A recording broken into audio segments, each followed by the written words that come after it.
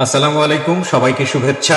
আমি আরজি কিবরিয়া বলছি YouTube channel থেকে, যেই অরিজিনাল চ্যানেলে এই মুহূর্তে আপনারা আছেন। তো সবাইকে অনুষ্ঠান শোনার আগে বিনীতভাবে অনুরোধ করছি আমাদের চ্যানেলটি সাবস্ক্রাইব করবার জন্য।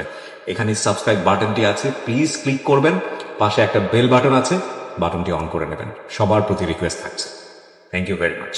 প্রিয় শ্রোতা, আপনাদের সবাইকে আমন্ত্রণ জানাচ্ছি জীবন গল্পের আরো একটি এপিসোডে আপনারা সবাই কান পেতেছেন, এবং এই অনুষ্ঠানটি একযোগে আপনারা যারা শুনছেন, বিশেষ করে দেশের বাইরে যারা শুনছেন, তাদের সবাইকে বিশেষভাবে আমন্ত্রণ জানিয়ে শুরু করছি আজকের এই এপিসোডটি। তো অনুষ্ঠানের শুরুতেই আমি বিশেষভাবে আজকে আপনাদেরকে অনুরোধ করব যে এই অনুষ্ঠানের পুরোটা সময় জুড়ে আপনারা আমাদের সঙ্গে থাকবেন। আমার সঙ্গে যিনি গেস্ট রয়েছেন, শুরুতেই একটু আপনাদের সঙ্গে একটু পরিচয় করিয়ে দিই। প্রথমে আপনার নামটা একটু বলেন প্লিজ। আসসালামু আলাইকুম, আমার নাম আলিয়া আক্তার। আলিয়া আক্তার, বয়স কত এই মুহূর্তে? 42 রানিং। 42 রানিং। তো আজকে আমরা আপনার জীবন গল্প এখানে প্রচার করব। ছোটবেলা থেকে শুরু করতে চাই। আপনার জন্ম জেলা কোথায়? আমার জন্ম নোয়াখালীতে। নোয়াখালীতে। এখানে একটা কথা বলি প্রিয় শ্রোতা, উনি আসলে আমার এই জীবন গল্প অনুষ্ঠানটা কখনোই শোনেননি, যদিও এই জীবন গল্পের বয়স 7 থেকে 8 বছরের বেশি সময় ধরে। কিন্তু উনি কারো না কারো মাধ্যমে উনি আমার শরণাপন্ন হয়েছেন, এবং আমার কাছে মনে হয়েছে এই জীবন গল্পটি আপনাদেরকে শোনানো উচিত। তো সেখান থেকে শুরু করতে চাই। নাম বলছিলেন আপনার? আলিয়া।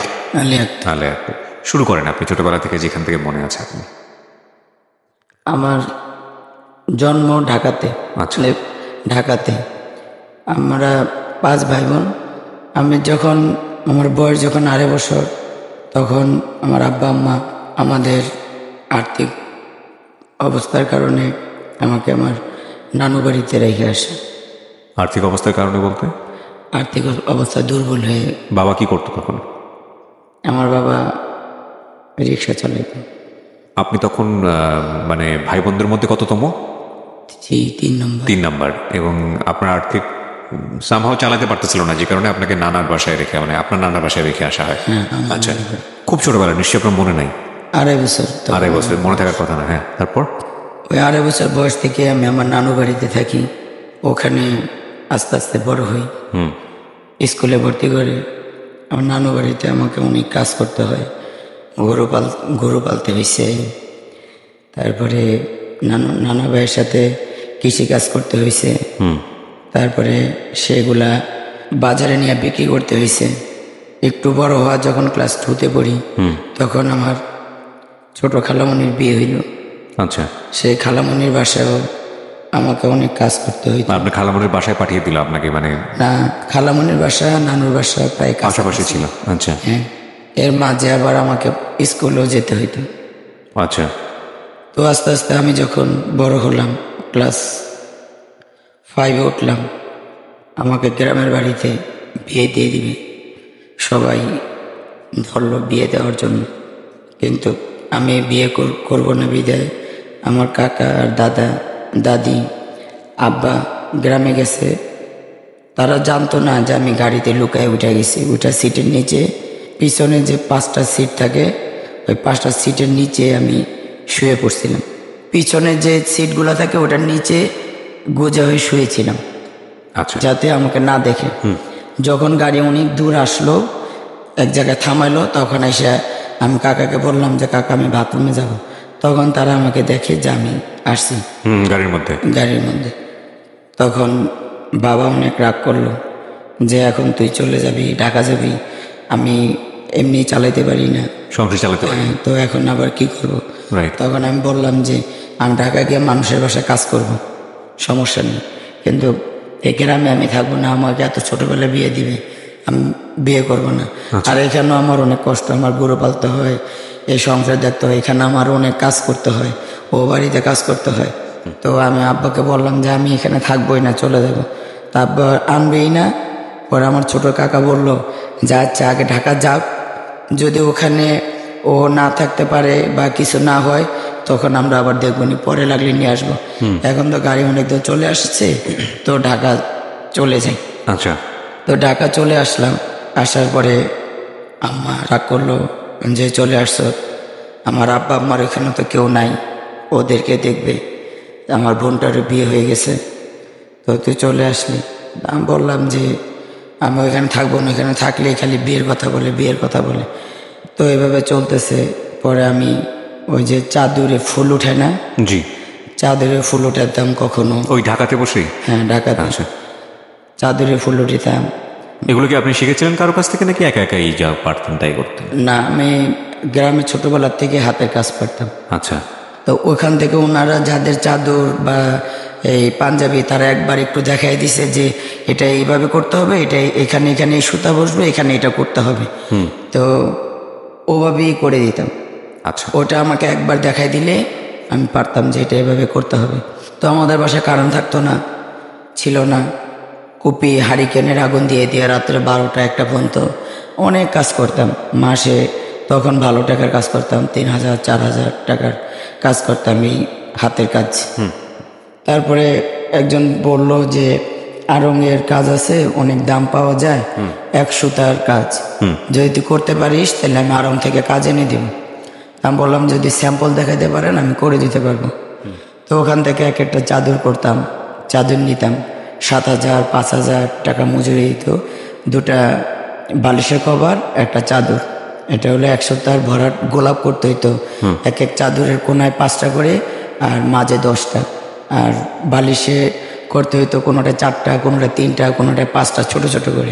এগুলো 1 সুতা দিয়ে বিভিন্ন কালারের সুতা, এক একটা ফুলে, এক একটা পাপড়িতে, এক একটা পাতায় এক এক কালার বসানো লাগতো। আচ্ছা। ওই সুতাগুলো ম্যাচিং করে করে ওই কাজগুলো করে দিলে। মানে তখন আপনার লেখাপড়া আপনি বন্ধ করে দিলেন? হ্যাঁ, লেখাপড়া আমার বন্ধ হয়ে গেল। তো যখন এভাবে কাজ করতেছি, সংসারে একটু সাপোর্ট দিতেছি, 2-3 বছর গেছে, তখন একজন বলল যে ফার্ম গেট তেজকুনিপাড়া একটা স্কুল আছে, ওইখানে নাইট স্কুল।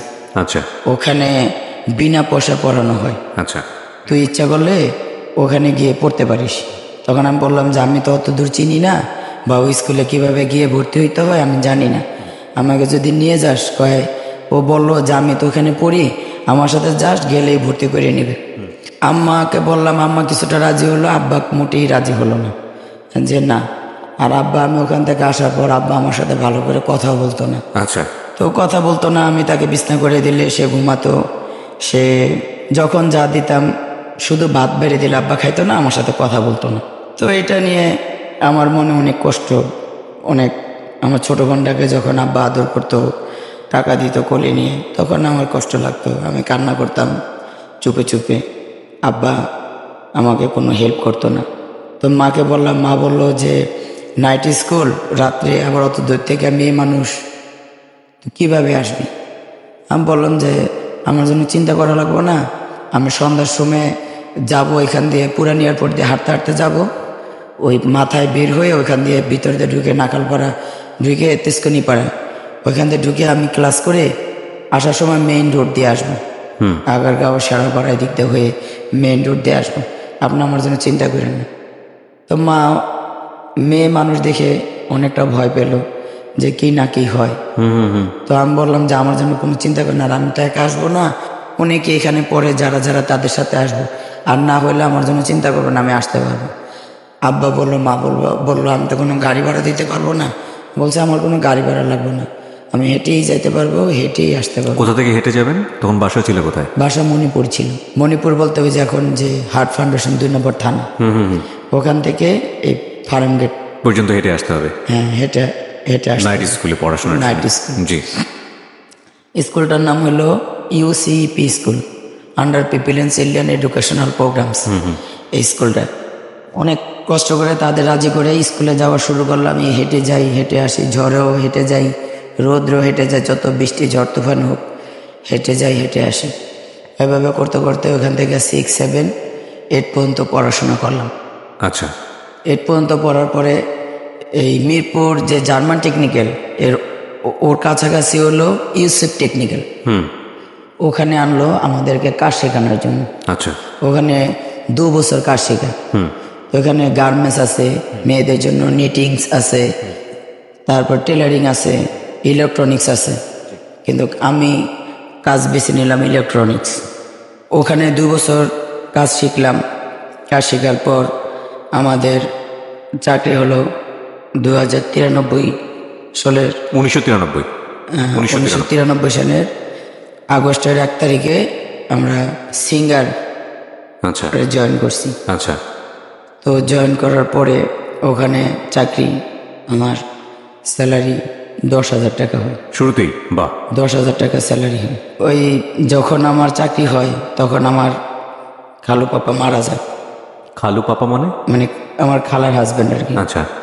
তো উনি মারা যায়, তো ওনার 6টা ছেলে মেয়ে রেখে গেছে। একটা ছেলে কিছুদিন পরে পানিতে মারা গেছে পরে, আর 5টা ছেলে মেয়ে। ওনার সংসারের হালও আমাকেই ধরতে হয়েছে। মানে আপনি নিজের সংসারের হাল ধরার পাশাপাশি আপনার ওই খালুর সংসারের হালও আপনি ধরেছেন? হ্যাঁ, খালু, কারণ খালাম্মাকে সাপোর্ট দেওয়ার মতন কেউই ছিল না। আমার নানারও তো ওরকম কোনো ইনকাম ছিল না, ওনার সাংসারিক যা আসতো তা দিয়ে তাদের চলতো। আমার মামাটা একটু বান্ডালি ছিল, তাদের দেখতো না। ও ঘরে একটা ভাই মারা যাওয়ার পরে খালাম্মার আরও 5টা ছেলে মেয়ে, তাদেরকেও কাউকে মাদ্রাসায়, কাউকে নোয়াখালী কোলান্দি হাই স্কুলে ভর্তি করে দিলাম। তাদেরকে পড়াশোনা করাই, বাবা মাকে চালাই, এদিকে নানা নানুকে কিছু মাঝে মাসে হেল্প করি। কারণ 93 সালে 10,000 টাকা মোটামুটি অনেক। আমি ঠিক চাকরি শুধু করতাম না, এর পাশাপাশি বাসায় এসে, তারপরে অফিসে লাঞ্চ আওয়ারে, তারপরে অফিসে যাওয়ার আগে, বন্ধের দিন আমার হাতের কাজ চলতে। আমি আড়ঙ্গের কাজ করতাম, বেশিরভাগ পাঞ্জাবি আর চাদর। তার মানে আপনি চাকরি করে ইনকাম করতেন, পাশাপাশি আপনি বুটিকের কাজ করেও ইনকাম করতেন? হ্যাঁ, ইনকাম করতাম। আচ্ছা। যাতে সবাইকেই সাপোর্ট করতে পারি। আচ্ছা। এভাবে করতে করতে আমার খালাতো বোনটাকে দাখিল মানে ইন্টারমিডিয়েট, যেটা আরবি লাইনে মানে মাওলানা কি বলে, ওটা পাশ করাইলাম। আপনি করিয়েছেন? ওরা 5 ভাই বোন, তো বড়টাকে দাখিল পাশ করাইছি। এর পাশাপাশি ওর যে ইমিডিয়েট ছোট ভাইটা, ওর সাথে সাথে সেও মানে আরবি লাইনে ম্যাট্রিক পরীক্ষা দিয়েছে, কিন্তু পাশ করেনি, এক বিষয়ে ফেল করছে, অঙ্কেতে। আচ্ছা। হ্যাঁ। তো আর বাকি যে 3টা ওরাও পড়ছে। কেউ ছোট যে মেজো ভাইটা আমার খালাতো ভাই, তাকে কোরআনে হাফেজ বানাতে চাইছিলাম, সে 17 পারা পর্যন্ত করে আর পড়েনি। আর ছোটটা ও ক্লাস 8 পর্যন্ত পড়াইছি। তারপরে আরেকটা বোনকেও ম্যাট্রিকে আনছি, ওটাও আর পড়েনি। তো এভাবে করে তাদেরই, এদিকে আমার যে ছোট ভাই বোন, আমার ছোট আরও 1 ভাই 1 বোন, জি, তাদেরকেও আমার যত সাপোর্ট দেওয়ার দরকার, মানে তাদের যত চাহিদা, কাপড় চোপড়, খাওয়া বা পড়ালেখার সাপোর্ট বা যেখানে যা, ওরা আমার ছোট বোনটা সবসময় আমার কাছে বায়না করতো। আব্বা আম্মার কাছে তেমন বায়না করতো না। আমার ওই জামাটা পছন্দ, আপা আমার ওই খাবারটা পছন্দ। তো এগুলা যার যার চাওয়া সবসময়, যেহেতু ওই সময় আমার ইনকামই বেশি সবার থেকে। তো এর ভিতরে আমার বড় ভাই বিয়ে করে, সেও বেকার। আচ্ছা। তো বিয়ে করার পরে আমার বড় ভাইয়ের কোনো চাকরি নেই। তো আমার সিঙ্গারে সব সুপারভাইজার বসেরা খুব ভালোবাসতো আমার কাজ দেখে। মানে আমার কাজে কখনোই কোনো গাফিলাতি বা ফাঁকি ছিল না। আচ্ছা। আমি সবসময় ঠিক টাইমে পৌঁছাইতাম এবং চাকরি করতাম, ঠিক মতো মন দিয়ে কাজ করতাম, এজন্য সবাই আমাকে ভালোবাসত। তো যখন আমার ভাই বেকার বিয়ে করলো, তখন আমি যখন এক বসকে ধরলাম যে স্যার, আমার ভাইকে একটা চাকরি দেওয়া দরকার, আমার ভাই বিয়ে করছে, তার সংসার হয়েছে, তখন বললো যে ঠিক আছে, দিলঘোষা বাণিজ্যিক এলাকায় সিঙ্গার হেড অফিসে পাঠিয়ে দিও, আমি ওর সাথে কথা বলবো। আচ্ছা। তো ভাইয়াকে ওইখানে ঠিকানা দিয়ে পাঠাইলাম। যাওয়ার পর ভাইয়ের চাকরি হলো ড্রাইভিং বিষয়। বেতন কত ধরছিল ওইটা আমার মনে নেই, কিন্তু ভাইয়া যাওয়ার পরই স্যার চাকরিটা দিয়ে দিল। ভাইয়াও একটা সাপোর্ট দেওয়া শুরু করলো আমাদের সংসারে। এভাবে করে যখন 96 সন আসলো, তখন আমি আমাদের প্রত্যেকেরই একটা প্রোডাকশন বোনাস ছিল কোম্পানির তরফ থেকে। তো ও বছরও আমি কোম্পানির প্রোডাকশন বোনাস, তারপরে আমার বেতন, তারপরে এমনি ঈদ বোনাস নিয়ে প্রায় 50,000 টাকা পাইছি। 50,000 টাকা পাইছি। যখন ওখান দিয়ে আসতেছিলাম হামায়তপুর বাস স্ট্যান্ডে আসার সময় আমি বড় ধরনের একটা অ্যাক্সিডেন্ট হয়। সেই অ্যাক্সিডেন্টে প্রথমে ভেবিতে মারার পরে আমার উপর দিয়ে, কোমরের উপর দিয়ে আমার গাড়ি উঠে যায়। উঠে গেলে আমার কোমরের 4টা হাঁটি ভেঙে যায় এবং আমার হাত কেটে যায়। গ্লাস ব্যাংকের গাড়ি ছিল তো, আমার হাতে 19টা সেলাই পড়ে। আচ্ছা আচ্ছা। তখন এত পরিমাণ ব্লাড হইতেছিল, সবাই বলতেছিল যে আমি আর বাঁচবই না। সবাই যখন একদম হলো, তখন আমাকে ভেবিতে করে নিয়ে আসলো পঙ্গু হসপিটাল। তো ওখানে যাওয়ার পরে ডাক্তাররা আমাকে দেখলো, দেখার পরে প্রথমে আমার এই হাতটা সেলাই করলো, 19টা সেলাই করছে আমার হাতে।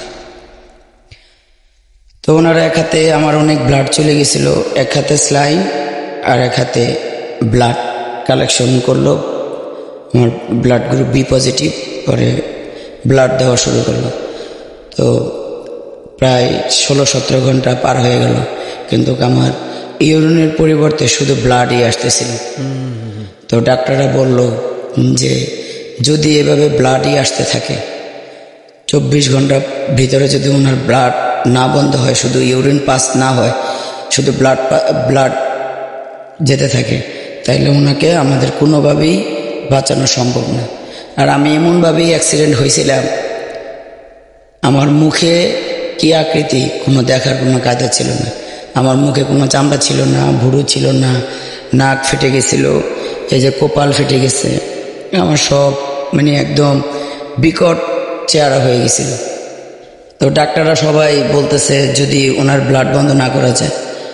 তো পরের দিন আমার যে বস ছিল মির্জা মোহাম্মদ মহিউদ্দিন, আমার ওনারই মানে ফ্রেন্ড ডাক্তার ছিল, উনি আবার পঙ্গু হসপিটালের অনেক বড় ডাক্তার। তো ওনার সাথে আমার সে বসে, যে ওনার সাথে বসে আমার জন্য বোর্ড মিটিং বসে আমাকে ট্রিটমেন্ট দেয়। 21 ঘন্টা পরে আমার ব্লাডের পরিবর্তে অল্প অল্প করে ব্লাডের সাথে ইউরিন আসা শুরু করলো। মানে ব্লাডের পরিমাণ কমতেছে, ইউরিন পরিমাণ আস্তে আস্তে বাড়তেছে। কি যেন একটা ইঞ্জেকশন দিছে ওটার পরে। তো এভাবে করতে করতে আমার প্রায় ডাক্তাররা বলল সব টেস্ট করে যে আমি কখনো আর হাঁটতে পারবো না। এভাবেই যদি কখনো আল্লাহ চান তো জোড়া হয়, না হলে আর না। তো আমার চিকিৎসা কি, আমার তো এখানে তো কোনো কোমরে তো কোনো ব্যান্ডেজ নাই, কোনো কিছু করা যাবে না। আমার চিকিৎসাটা কি, মেডিসিন খেতে হবে আর একদম বিছানায় শুয়ে থাকতে হবে সোজা হয়ে, একদম নড়াচড়া করা যাবে না। যদি এভাবে শুয়ে থাকা যায়, কোনো এক সময় হয়তো বা এটা জয়েন নেওয়া যাইতে পারে। তো এইভাবে করতে করতে প্রায় 2-2.5 বছর হয়ে গেল আমি বিছানায় শুয়ে আছি। মানে আপনি যে ইনকামের মানুষ, যার আয় দিয়ে খালার সংসার, আপনাদের সংসার চলতো, সেই মানুষ এরকম বিছানায় পড়া? হ্যাঁ, বিছানায় পড়া না, আমার স্যালারি আসতো। স্যালারি দিত? হ্যাঁ, আমার মান্থলি স্যালারিটা বাসায় পৌঁছাই দিত। বাহ, খুব ভালো সংবাদ। হ্যাঁ, তারপর? প্রত্যেক মাসেই, কারণ আমি তো কোথাও বেড়াইতে গিয়ে এমন অ্যাক্সিডেন্টটা হয়নি, অফিসের কাজে হয়েছে। অফিসের থেকে ফেরার সময় অফিসের সামনেই আমি অ্যাক্সিডেন্টটা হয়েছে। আচ্ছা, এজন্য অফিস বিয়ার করতে, অফিস বেয়ার করছে আমার অনেক। অফিস থেকেও আমাকে কিছু খরচ দিছে আমার ট্রিটমেন্টের, প্লাস যে আমাদের যে কলিগরা ছিল ওরাও প্রতি মাসে কিছু একটা ওরা উঠাইতো, প্রত্যেকে কিছু চাঁদা উঠে আমাকে আমার ভাইয়ের হাতে দিয়ে যেত। আচ্ছা, এভাবে করে আমাকে হসপিটালে রাখলো, পঙ্গু হসপিটালে রাখলো প্রায় 3 মাস, 3.5 মাস রাখলো। রাখার পরে ওনারা বললো যে এখানে বেড ভাড়া দিয়ে এত কিছু করে কোনো লাভ নেই, আপনারা ওকে বাসায় নিয়ে যান। তো বাসায় অ্যাম্বুলেন্সে করে আমাকে বাসায় নিয়ে আসলো। আপনি কি বিছানায় একদম একেবারেই শোয়া থাকতেন, কোনো প্রকার নড়াচড়া কিচ্ছু করতে পারতেন না? না, আমাকে বেডে কেউ যদি আমাকে পায়খানা প্রস্রাব করে তো তাহলে আমি করতে পারতাম, না হলে করতে পারতাম না। মানে কেউ কারো স্বর্ণাপন্ন না হলে আমি 1 গ্লাস পানি ধরেও খেতে পারতাম না। মাই গুডনেস, 2-2.5 বছর এইভাবে? হ্যাঁ, যখন আমি আমার গ্লাসে যখন প্রথম আমার চেহারা দেখি, তখন আমি খুব জোরে একটা চিৎকার মারি যে আমি আমাকে নিজেই চিনতে পারিনি, কারণ আমার মুখে তো কোনো মাংস নেই, ভুরুগুলো কেটে গেছে, নাক ফেটে গেছে, কোনো কিছু চিনতে পারছি না। যখন প্রথম ক্লাসে দেখি, যখন বাড়িতে নিয়ে আসলো, তো আমাকে এইভাবেই আমার যে বড় ভাই বিয়ে করছে তার বউ আমাকে সবসময়, সেই আমার বেশি সেবা করছে, আমার মায়ের থেকেও বেশি সে সেবা করছে। কারণ তার রুমেই রাখছে, তার রুমেই শোয়াইছে, এবং ভাই এক পাশে শুইত, ভাবি আরেক পাশে শুইত, আমাকে তার খাটের মাঝখানে শোয়াইছে। ভাইয়া ভাবি সবসময় মানে খাওয়াই দেওয়া, আমার শরীর মোছায় দেওয়া, আমার পায়খানা প্রস্রাব করা, আমার জামা কাপড় চেঞ্জ করে দেওয়া। জামা কাপড় তো পরাইতো না, আমাকে একটা চাদর দিয়ে আবরণ দিয়ে রাখতো। তো আমাকে তো এগুলো পরাইতে পারতো না, কীভাবে পরাবো? আমি তো বেটেই শোয়া, পায়খানা প্রস্রাব করানো লাগতো, এই জন্য কোনো কাপড় পরাইতো না, চাদর দিয়ে ঢেকে রাখতো। তো এবার 2-2.5 বছর পরে মাঝে মাঝে নিয়ে যেত, অ্যাম্বুলেন্সে করে পঙ্গুতে নিয়ে যেত টেস্ট করানোর জন্য। ডাক্তাররা বলতো যে হ্যাঁ কিছুটা ইমপ্রুভ হচ্ছে, কিছুটা ইমপ্রুভ হচ্ছে। আচ্ছা, হ্যাঁ, আমরা আশাবাদী যে ঠিক হয়ে যাবে, আমরা আশাবাদী যে ঠিক হয়ে যাবে।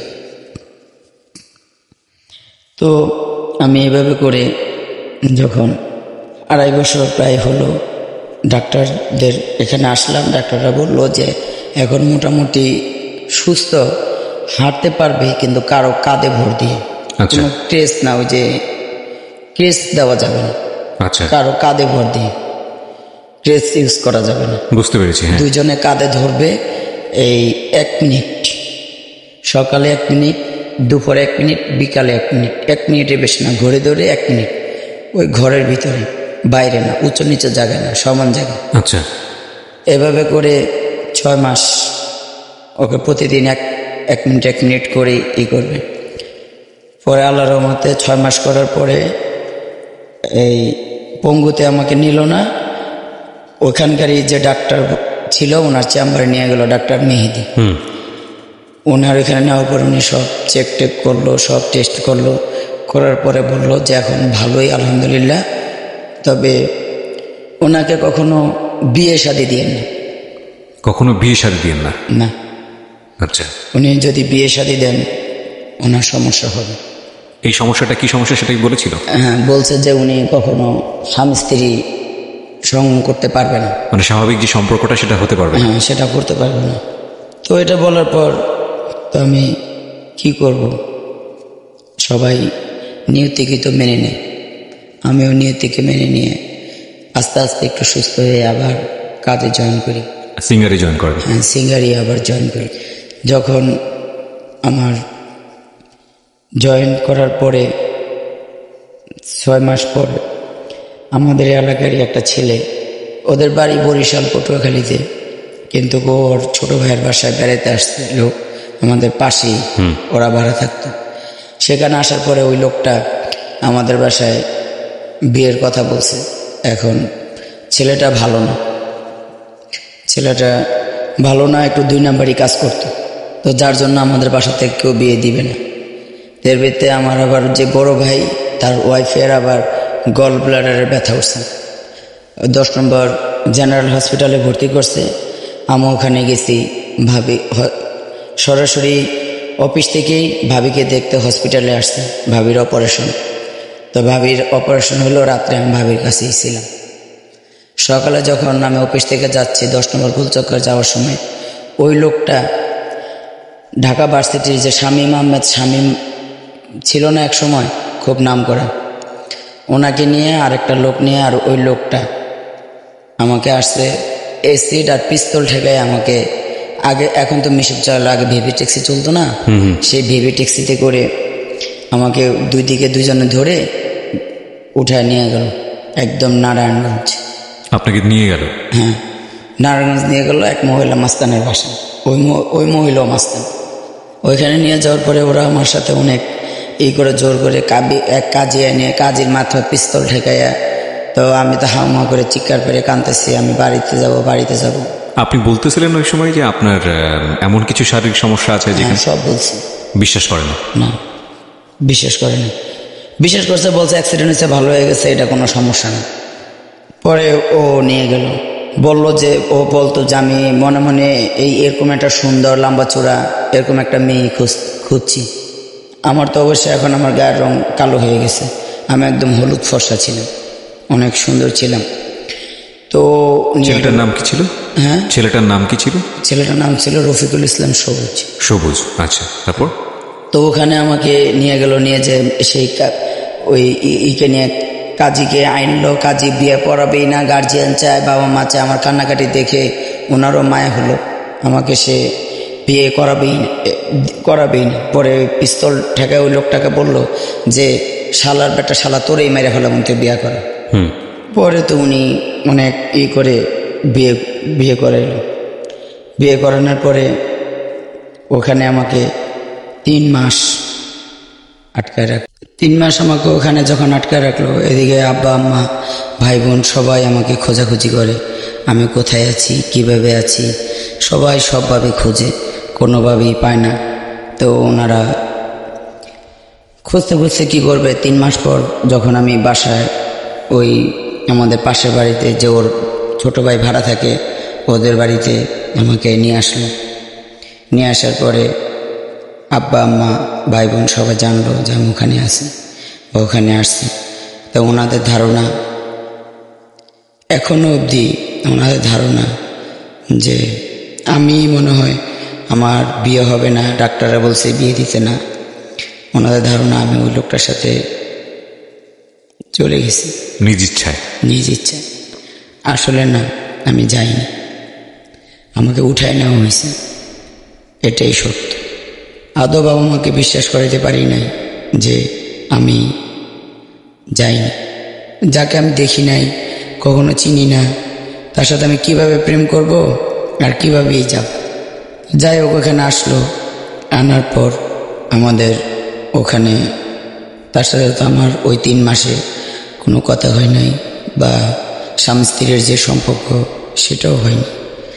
তো যখন এর ভাইয়ের বাসায় আসলো, তো সে আমাকে হাত পাও বেঁধে যেভাবে র্যাপ করে, এভাবেই সে আমার সাথে সহবাস করল।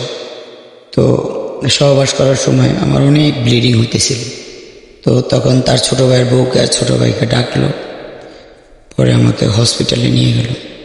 হসপিটালে আমার যে আগে অ্যাক্সিডেন্ট হয়েছে বা ডাক্তার বিয়ে করতে না করছে এগুলো কিছুই বলেনি।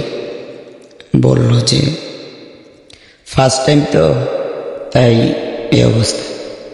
তো ওনারা মেডিসিন দিল, প্রায় 7-8 দিন পর ভালো হয়ে গেল। তো এখানে উনি আমাকে রাখলো না, আর আমিও আর আমার জবে ফিরে যেতে পারলাম না।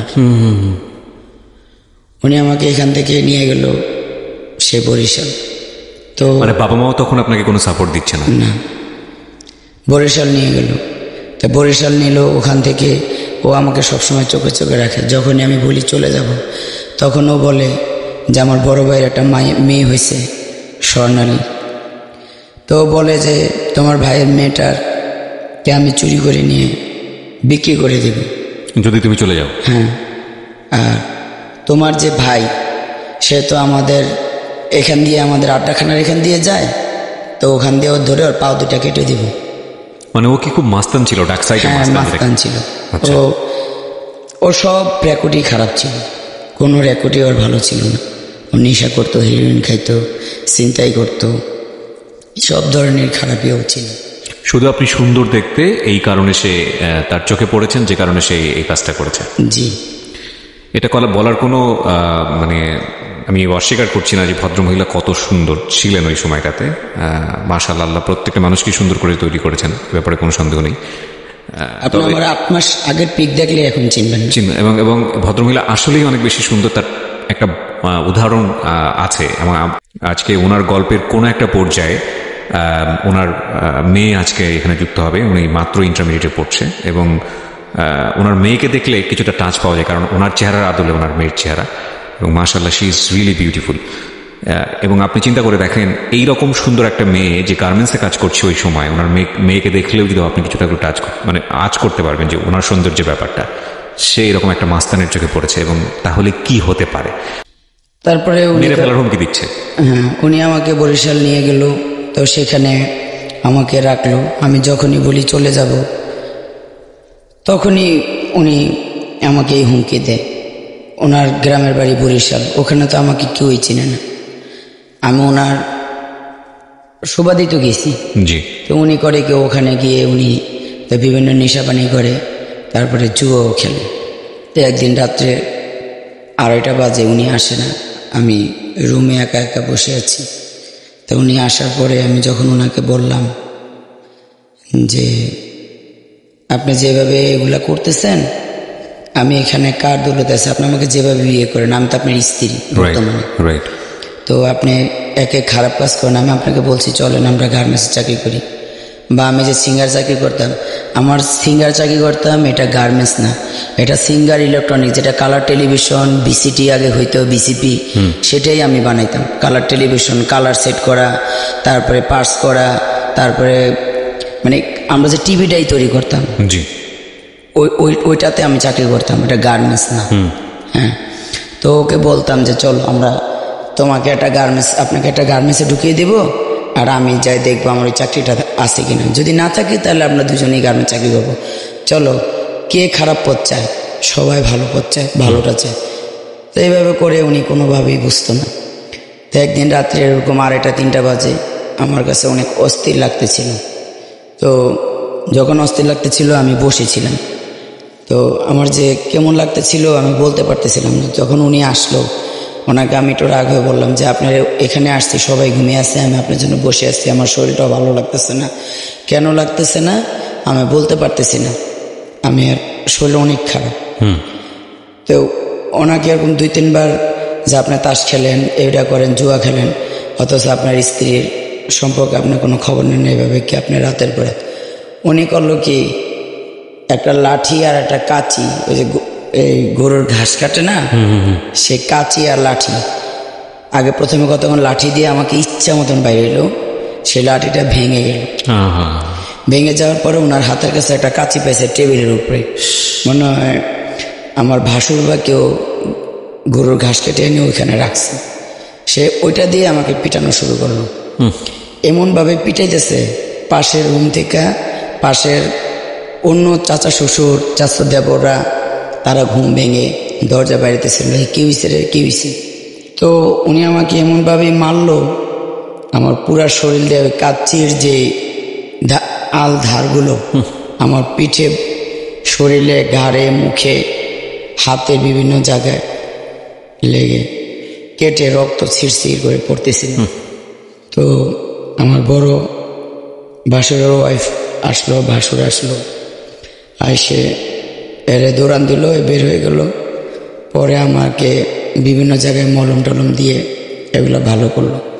তো ওখানে থাকতে থাকতে কিছুদিন, অনেক দিন, প্রায় 3-5-6 মাস পরে আমার মনে হলো যে আমার বাচ্চা কনসিভ করছে। আচ্ছা। তো আমি আমার বড় যাকে বললাম যে বুয়া আমার জানি কেমন লাগে। তো বললো যে কেমন লাগে, আমাকে আমি জানি না, আমার শরীরে একটু সমস্যা দেখা দিছে। তো উনি একটা ডাক্তারের কাছে আমার যা নিয়ে গেল, আমার হাজব্যান্ডকে বললো, আমার হাজব্যান্ড নিল না। আমার বাসার আমার যাকে বললো যে তুমি নিয়ে যাও। পরে আমার যা আমাকে নিয়ে গেল, নিয়ে যাওয়ার পরে ইউরিন টেস্ট করার পরে ধরা পড়লো যে আমার বাবু পেটে। এই বাবু পেটে আমার আসলো। আসার পরে যখন বাবুর বয়স, পেটের বয়স 8 মাস, তখন আমি ঢাকা আসি। কেন আসেন? বাচ্চা ডেলিভারির জন্য। আচ্ছা। আম্মুর বাসায় আসি। আম্মু উঠতে দিল না, কিন্তু আমি ওর এক মামা শ্বশুরের, আমার মামা শ্বশুরের বাসায় আর কি উঠি, আমার আম্মুর বাসার কাছাকাছি। যখন আমার একদম দিন তারিখ পরে আমি অনেক অসুস্থ হয়ে পড়ি, 9 মাসে পড়ে যায়, তখন এলাকার মানুষ ধরে আমার আম্মু আব্বুর কাছে দিয়ে আসে বাড়িতে। কিন্তু তাদের ওই একটাই রাগ, এত সুন্দর চাকরি, আমার এত সুন্দর চেহারা, বা আমি কেন, আপনি না, যে কেউ আমার মেয়েটাকে মেনে নেবে, আমি তাকেই বিয়ে করব। এদিকে আমার ভাই, আমি জানতাম না, আমার ভাই আমার জন্য একটা বিয়ে ঠিক হয়ে গেছে ও নেবির সাথে।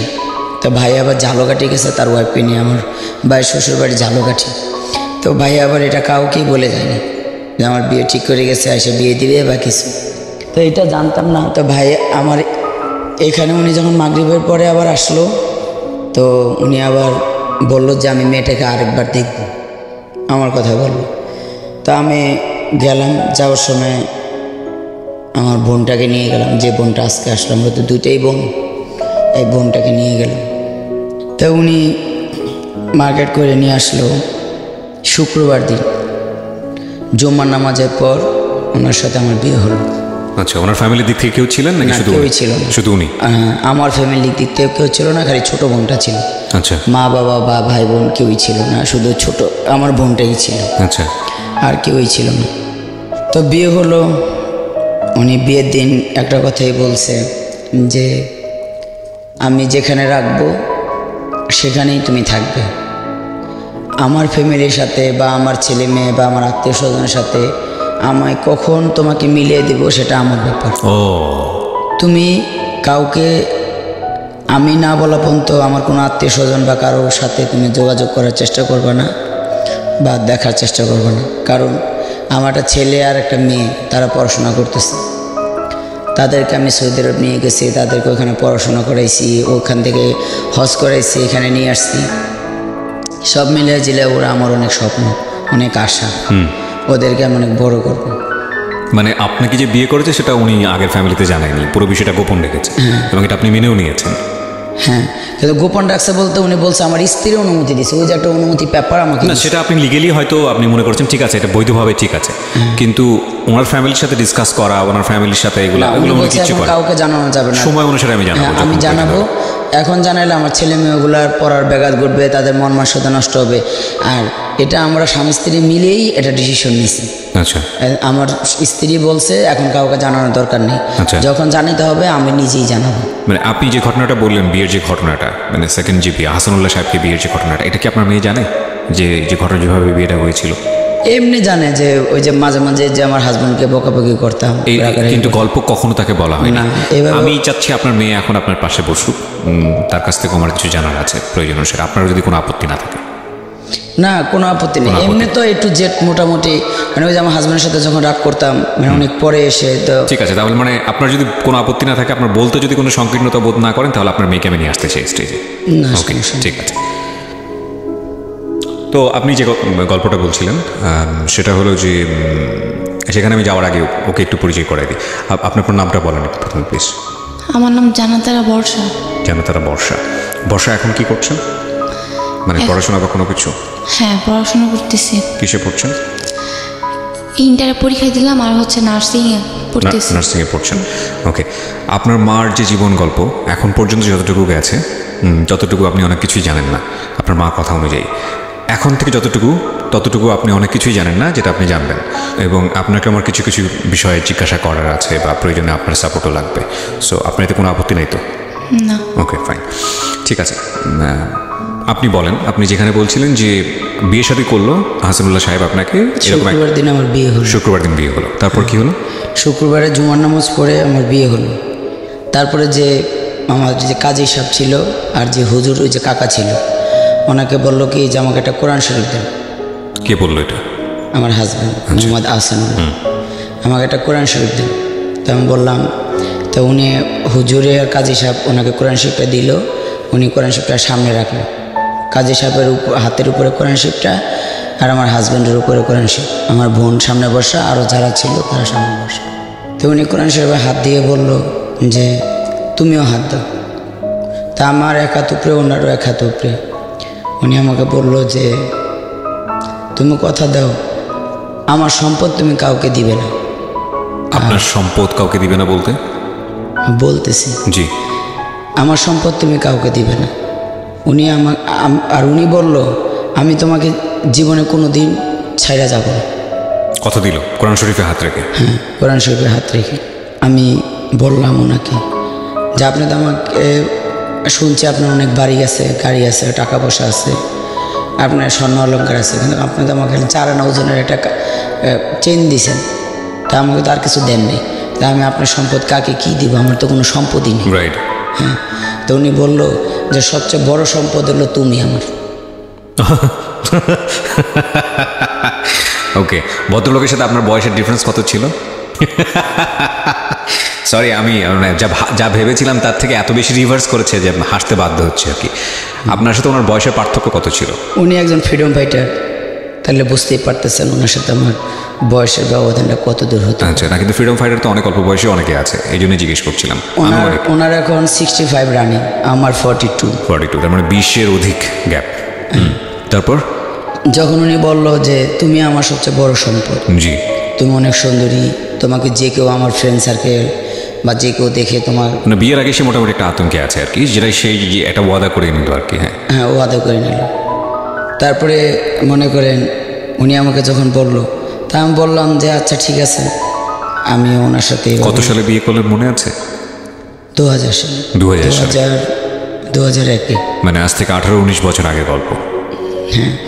উনি ওনার বাসায় চলে যায়, আমি আর আমার বোন আর মেয়ে আমার আম্মুর বাসায় চলে আসে। আচ্ছা, চলে আসার পরে ওনার যে গাড়ি চালায়, যে ড্রাইভার, আমার হাজব্যান্ডের যে মিরপুর রোডে গাড়ি চলতো, এই 12 নম্বর টু মাজার, গুলিস্তান যে মাজার, ওখানে যে গাড়ি চলতো, এই গাড়িটা যে চালাইতো ওনার ওয়াইফ আমার সম্পর্কে বান্ধবী হয়।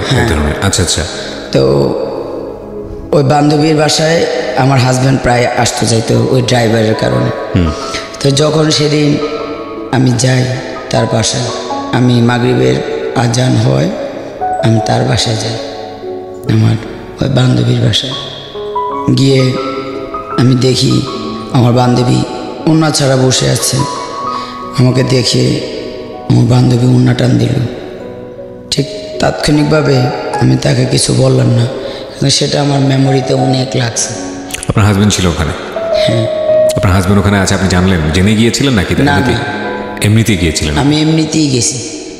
বাসায় ভালো লাগতেছিল না, হুট করে কি করলাম, মানে আপসেট মনে হচ্ছিল, তাই ওই বান্ধবীর বাসায় গেছি ওনার সব মানে কথা বলার জন্য যে কেমনি কি। তো যাই এটা দেখে চলে আসলাম। তারপরে উনি আমাকে বললো যে চলো আমরা অনেক জায়গায় হোটেল আছে, যে আমি না হোটেলে যাব না, আপনি একটা বাসা ভাড়া করে। তো বললো যে আচ্ছা ঠিক আছে, বাসা ভাড়া করো, বাসা দেখো। তো উনি কিছুক্ষণ পরে কথাটা বলে উনি চলে গেল। বললো যে কালকে আমি 11টা-12টার দিকে আসবো 10 নম্বর অমুক জায়গায়, তুমি ওখানে আসলে ওইখানে বাসা দেখবো। আমি ওইখানে সকালে গেলাম, যাওয়ার পরে 3-4টা বাসা দেখলাম, দেখে পছন্দ হলো না। পরে একটা বাসা 10 নম্বরের ফলপট্টির এখানে শমশেরের গ্যাজের পিছনে এখনও গ্যাসটা আছে, তো ওটার পিছনে একটা বাসা এক রুম সাবলেট ভাড়া দেয়, ওই বাসাটা ভাড়া নিলাম, ওখানে উঠলাম। তারপরে আমার এখান থেকেই আমার জীবনের সংসার শুরু। জি, দ্বিতীয় সংসার। হ্যাঁ, দ্বিতীয় সংসার শুরু তো করতেছিলাম ভালোই। এর ভিতরে আমার 3 সালে আমার ছেলেটা হলো। ছেলেটা হওয়ার পরে ছেলেটা যখন একটু হাঁটে, তখন আমার মানে সতীন যাকে বলে ওনারও আগের ওয়াইফ জানতে পারলো, এসে অনেক মারধর করলো, আমাকে করলো, আমার ছেলেকে করলো। আসছে বাসায়? বাসায় আসছে, জানতে পারছে আসলে উনি কোনো অসুস্থই ছিল না, উনি একদম সুস্থ ছিল। তো এসে কি কথা হলো, আপনি জানলেন কিভাবে সে একদম সুস্থ ছিল? জানলাম আগেই জানতে পেরেছেন নাকি উনি আসার পরে? না, উনি আসার পরে জানতে পারছি। কি করছে উনি আসছে বাসায়, পুলিশ নিয়ে আসছে, মারামারি করছে, তারপরে ওনাকে কাগজ দেখানো হয়েছে, উনি সম্পূর্ণ সুস্থ। এটাই ওনার সমস্যা, উনি মেয়ে দেখলে বা করলে সেটা আসলে আপনারা আস্তে আস্তে জানতে পারবেন, আমি সামনে বলতেছি তাইলে বুঝতে পারবেন। তো উনি যখন ওনার ওয়াইফ মারধর করে ওনাকে নিয়ে গেল, এভাবে করে অনেক দিন গেল, তাই প্রায় 2-3 বছর ওনাকে নিয়ে যায়, মারে, উনি আবার আসে, ওনাকে ধরে নিয়ে যায়, মারে, আবার উনি আসে। এভাবে করতে করতে 2004-5 সালের দিকে আমি সাভার চলে যাই। কেন? এদিকে আমি কাছাকাছি থাকি, উনি ধরে আমাকে মারে বাসায় এসে। মানে ওনার ওয়াইফ মারে? হ্যাঁ, ধরে আমাকে মারে, আমার কোলের ছোট্ট বাবুটা ওকে মারে, মেয়েটাকে মারে না। আচ্ছা, ছেলেটাকেই মারে। ওর তখন বয়স কত? এই বর্ষা তখন? ওকে বোঝার মতো বয়স হয়েছে? 3-4 বছর বয়স, স্কুলে যায় এরকম কোনো বয়স? হ্যাঁ, স্কুলে যায়। আচ্ছা, তাহলে আমি ওর কাছ থেকে একটু শুনতে চাই। বর্ষা, আপনার কি মনে আছে? আপনার মা যেটা বললো, এরকম কোনো মেমোরি কি আছে? হ্যাঁ, মনে আছে। কি মনে আছে? একবার যখন আমরা সাভারে চলে আসি তখন ওইখানে একবার ঝামেলা করছিল উনি আইসা, মানে উনি জানতে পারে যে আমরা সাভারে আসছি। আচ্ছা, তখন এখানে আইসা মানে অনেক ঝামেলা করে আর কি। এটা অনেক পরের গল্প। আচ্ছা, তো আপনার মা যেটা বলছে যে আপনার মূলত ধর্ম বাবাই তো উনি হাসান সাহেব, ওনার স্ত্রী এসে গায়ে হাত তুলতো এবং এগুলো আপনি তাহলে ছোটবেলায় দেখেছেন। তো আপনি জিজ্ঞেস করতেন আপনার মাকে যে এই লোকটা, এই ভদ্রমহিলা কে, কোথা থেকে আসে বা কি অবস্থা, আপনি কি বুঝতেন ওই সময়? আপনি কি বুঝতেন বিষয়গুলো? না, তখন তো আস্তে আস্তে যখন ঢাকায় থাকতাম আর কি মিরপুরে, তখন তো মাঝে মধ্যে আসতো, তো দেখতে দেখতে আর কি অভ্যস্ত হয়ে গেছে বলতে বুঝতে পারতাম আর কি। ঠিক আছে, আমি আপনার কাছে আবার যাবো। জি বলেন। তারপরে আমি যখন সাভার চলে যাই, সাভার গিয়ে তারপরে উনি ক্ষান্ত হয়নি, উনি আমার হাজব্যান্ডকে বাসায় আটকে রেখে ওনার যত বাড়ি স্থাবর অস্থাবর যা লিখে নিয়েছে, হ্যাঁ সব ওনাদের নামে লিখে নিয়েছে, নিয়ে ওনাকে শুধু এক কাপড়ে বের করে দিছে, শুধু একটা লুঙ্গি আর একটা গেঞ্জি পরে সমস্ত কাপড় যা ছিল সব রেখে দিছে। তা উনি আমাকে গিয়ে বলল যে আমি তো আজকে এক কাপড়ে চলে আসছি, তাহলে তুমি কি রাখবা? তুমি তো একসময় আমার অনেক সম্পদ দেখে আসছো। আমার যে আমি অনেক সম্পদ দেখে আসিনি, শুনছি আপনার সম্পদ আছে, বাট সেটা আমি ভোগ করিনি, চোখেও দেখিনি কখনো। হ্যাঁ, চোখেও দেখিনি, বাট সেটা ভোগও করিনি। আপনি আমাকে কখনো একটা বড় মাছও কিনে দেন নাই, বড় একটা মুরগিও এনে দেন নাই, শুধু আমার 4টা ডাল ভাত চাইছি, ওভাবেই দিয়েছে। 4টা ডাল ভাতি 5 ভরি গহনও আমাকে দিয়ে দেননি। তো এখন যখন এক কাপড়ে আসছেন তখন যেরকম আপনি আমার কাছে এখনও সেরকম। এটা বলতে গিয়ে তখন আমিও যখন 2006 সালে আমি সাভার একটা দোকান নেই, ছোট্ট একটা চার দোকান, তখন আমি 1 টাকা কাপ রং চা বিক্রি করি। আপনি বিক্রি করতেন? হ্যাঁ। আচ্ছা। সাথে আমার হাজব্যান্ডকে বসে রাখতাম। আমার হাজব্যান্ডকে আমি এতই ভালোবাসতাম, উনি কোনো কাজ করলে আমার ভালো লাগতো না, যে এত কষ্টের কাজ। উনি তো একসময় অনেক বিলাসিতা করছে, তো উনি চা বিক্রি করবে বা এরকম করবে, আমার কষ্ট লাগতো ওনার জন্য। উনি আপনার ওখানে থাকতো সাভারে? হ্যাঁ, আমার সাথে সাভার চলে গেলো, এখানে সব লিখে দিয়ে। My goodness, what a life! একজন ফ্রিডম ফাইটার। এই জন্যই বোধহয় বলে যে ব্যক্তিগত জীবনের সাথে আসলে এই ধরনের কাজকে না জানানোই বোধহয় ভালো। কোটি কোটি টাকার মালিক কি নাই ভদ্রলোকের, সে এখন তারপরেও তো অ্যাটলিস্ট একটা জায়গা পেয়েছে সে, কারণ তার সেকেন্ড ওয়াইফ তাকে এতটা সাপোর্ট দিচ্ছে। At least he is a lucky. মানে ওই পর্যন্ত, গল্পের এই পর্যন্ত। তারপর কি হলো? চার দোকানটা আস্তে আস্তে বড় করে ফাস্টফুডের দোকান করলাম। তবে করতে করতে একদিন পেপারে এই একটা বিজ্ঞাপন দিল যে কাতারের লোক নেবে ইন্সট্রাক্টর। আচ্ছা। তো উনি ইন্টারভিউ দিল, দেওয়ার পরে রোববার দিনই এটা রেজাল্ট আসলো, ভয়েস সেলের থেকে নিবে আর কি। উনি তো সরকারিভাবে চান্স পাইল। পরে আমার হাজব্যান্ডকে পাঠাইলাম, 2007 সালের প্রথম দিক দিয়ে উনি গেল। পরে উনি 2007 সালেই আবার উনি ছুটিতে আসছে। এদিকে দোকানপাট যা ছিল ওগুলো বিক্রি করে বোনের কাছে টাকা নিয়ে ওনাকে পাঠাইছি। 2007 সালে উনি আসলো, আসার পরে সাভারে অ্যাট এ টাইম 2টা বাড়ি কিনি। অ্যাট এ টাইম 2টো বাড়ি কিনেন? হ্যাঁ। আচ্ছা। অ্যাট এ টাইম 2টা বাড়ি কিনে। কত সালে কিনেন? 2007-এ গেল, কত সালে কিনলেন বাড়ি? 2007-এ। 1 বছরের মধ্যে এত ডেভেলপমেন্ট কিভাবে হলো? উনি ওখানে যে ইনস্ট্রাক্টর গেছে 2.5 লক্ষ টাকা বেতন। ও মাই গড। ওকে ওকে। এই 2.5 লক্ষ টাকা বেতনের উপরে ওনাকে ওই দেশের এই এনজিওতে ওনাকে একটা লোন দেয়। সেই লোন পায় প্রায় বাংলা টাকার 49 লক্ষ না 50 লক্ষ টাকা। ওই টাকাগুলো দিয়ে আইসা এখানে 4.25% একটা জায়গা আর 5.5% একটা জায়গা কিনে সাভারে 3 নম্বর ওয়ার্ডে। ওরা জায়গা কিনে উনি চলে গেল, রেজিস্ট্রেশন করে দিয়ে উনি 1 মাসের ভিতরে চলে গেল। না, ও যাওয়ার আগেই যখন উনি আসলো তখন আমার ওই ওয়াইফ, যেদিন আমি বাড়িটা মিলাদ দেব সেদিন ওনার ওয়াইফ এসে অনেক মারধর, ওই একটু আগে মেয়ে যেটা বললো আর কি, অনেক মারধর করলো, আমাকে মারধর করলো, ওই বাড়ি করবে না। পরে উনি ওনার বাড়িতে বলল যে এভাবে তো ইরানি এসে এভাবে মারধর করে, এখন বিদেশ থেকে আসতে এখনও মারধর করে, তো এখন কি করব। তো ওনার বড় দুলাভাই তখন বাচ্চা ছিল, তখন ওর বড় দুলাভাই বলল যে এখন যদি তুই না করিস, 2 নৌকায় পাড়া দিস না, তোর যাকে ভালো লাগে তাকে রাখ, আর যাকে ভালো না লাগে তাকে ছেড়ে দে। আর যদি আবিদের মাকে ছেড়ে দিস তাহলে আবিদের মাকে আমার কাছে দিয়ে যাস, আমি পালন। আর ইরানের যদি ছেড়ে দিস তাহলে তো আমাদের কোনো কথাই নেই, ওনাদের সাথে ওনাদের পরিবারে ওনাকে দেখতে পারতো না। তো এটা বলার পরে উনি বাড়িতে গেল গা, ওই দিনে গিয়ে ডিসিশন নিল, বাড়িতে কথা টথা বলে এসে আগের ওয়াইফকে ছেড়ে দিল। দিয়ে উনি ওই 1 সপ্তাহের ভিতরেই আবার চলে গেল কাতারে। কাতার যাওয়ার পরে এই বাড়ি দুটো কার নামে কিনেছিল? বাড়ি দুটো, একটা ওনার নামে আমার নামে, আর একটা শুধু ওনার নামে। আচ্ছা। চলে যাওয়ার পরে বাড়িতে টুকটাক যা যা কাজ ছিল এগুলো আমি করাইছি। এদিক দিয়ে আমার ভিসাটাও, মানে আপনারও কাতারের ভিসা হয়ে গেছে? হ্যাঁ, ভিসা কমপ্লিট করতেছি। এমনি ছেলেকে নেবে, আমাকে নেবে, মেয়েকে নেবে না। তা আমি ওনাকে বলি যে আমার মেয়ের জন্য আমি বিয়ে করছি, আমার মেয়েকে না নিলে আমি যাব না। তখন উনি বলে যে আমি তাহলে আগের ওয়াইফকে নিয়ে আসবো। আমি তুমি তো ওকে ছেড়ে দিছো। ছেড়ে দিলে কি হয়েছে, আমি ওকে আবার কবিল করে আবার নেব, তাও এই মেয়েকে নেব। আমি কিন্তু তোমার কাছে মেয়ের জন্য বিয়ে করছি।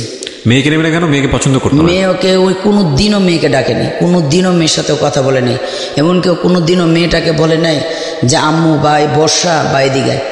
কোনো দিন ও এই তিন বইলা ওর মাথারে কখনো হাত বলে নেই যে আয় বা একটু খা বা এই জিনিসটা নেই। আমার মেয়েকে আমি যদি কোনো কিছু দিছি, চুরি করে দিছি। আপনি কিছু বলতে চান বর্ষার বিষয়ে? আপনার বাবার এরকম, যে আপনার মা বললো, এগুলো নিয়ে কোনো ঘটনা, কোনো মেমোরি কি আছে যেটা বলতে চান আপনি? হ্যাঁ, সব কিছুই তো মনে আছে, কারণ আব্বু তো গেছে বেশি দিন হয়নি। তো আব্বু যা যা করতো সবই তো মনে আছে। ও তো মানে আহসান সাহেব কি বাবা হিসেবেই জানতো, কারণ ও তো আসলে ওর বাবাকে দেখে নাই, জানেও না। এখনো তার বাবাকে সে আমার চেয়ে বেশি শ্রদ্ধা সম্মান করে। এখন সে তাকে কখনোই অবজ্ঞার চোখে দেখে না। তার বাবা যে বাবা, সে বড় হলে আব্বু বলেই ডাকে সবার সামনে আর সব সময়। ইজ ভেরি আনলাকি ম্যান, আর কিছুই বলার নেই। পুরো এপিসোডটা একটা মায়ের খেলা প্রিয় শ্রোতা। আমি রিকোয়েস্ট করবো আপনাদেরকে, যারা এতক্ষণ পর্যন্ত শুনেছেন, শেষ পর্যন্ত শুনবেন। এবং আমি বিশেষ কিছু পর্বে আপনাদেরকে রিকোয়েস্ট করি, আজকেও সেই রিকোয়েস্টটাই করতে চাই। ধৈর্য ধরে শুনবেন। ওকে, বলেন। তারপর পরে অনেক যুদ্ধ করে, অনেক কিছু বলে টলে উনি আমাকে মেয়ে নিতে উনি যাবে না। যখন উনি যাইতে রাজি না হলো, তখন উনি বাধ্য হয়ে বললো যে আচ্ছা ঠিক আছে, বর্ষার পাসপোর্ট বানাও, ওকে নিয়ে আসো। নিয়ে গেলাম। ওখানে গিয়ে উনি আমার ছেলেকে স্কুলে ভর্তি করছে, মেয়েকে করেনি। কাতারে? হ্যাঁ। কোন বয়সে গেছে ও? কোন ক্লাস থাকা অবস্থায়? কেজিতে। একদম ছোট? আচ্ছা। হ্যাঁ, ছেলেতে একদম প্লেতে ভর্তি করছে, ছেলেকে ভর্তি করছে, মেয়েকে করেনি। তো যখন মেয়েটাকে না করাইছে, ওর মন খারাপ লাগে না? ওইখানে স্কুলে পড়তো। তো ওখানে এক চিটাগাঙ্গা ভাইয়ের সাথে পরিচয় হলো। উনি ওখানকার অনেক বড় বিজনেসম্যান। তা ওনাকে বলার পরে উনি বলল যে আপনি কোনো চিন্তা করেন না, আমি ওর পড়ার খরচ দেব। তো ভাইয়াটা ওকে নিয়ে বাংলাদেশ এম্বাসি স্কুলে ভর্তি করলো। ভর্তি করে ওর পড়ার যা খরচ উনি দিত। কিন্তু আপনি কাতারে গিয়ে চিটাগাঙ্গের যে ভদ্রলোকের সাপোর্ট নিচ্ছেন, এটা নিয়ে আপনার ফ্যামিলিতে কোনো ঝামেলা হতো না? না, উনি বরঞ্চ খুশি হইতো যে উনি টাকা দিচ্ছে। আর উনি, আপনি যেটা সংসারে অশান্তি হইতো, উনি যদি ভাবতো যে আমি দুশ্চরিত্রা, তাইলে ওনার কাছে অশান্তি মনে হতো। কিন্তু উনি তো আমাকে বিভিন্নভাবে বাজাইছে, বিভিন্নভাবে ট্রাই করে দেখছে, বিভিন্নভাবে ওনার ফ্রেন্ড সার্কেল দিয়ে টাকা পাঠাই দিয়ে বিভিন্নভাবে ট্রাই করে দেখছে। আমাকে কেউ কখনো টলাইতে পারেনি। কোরআন শরীফ শপথ করছি সেটা না, এমনি তো আমাকে কেউ টলাতে পারেনি।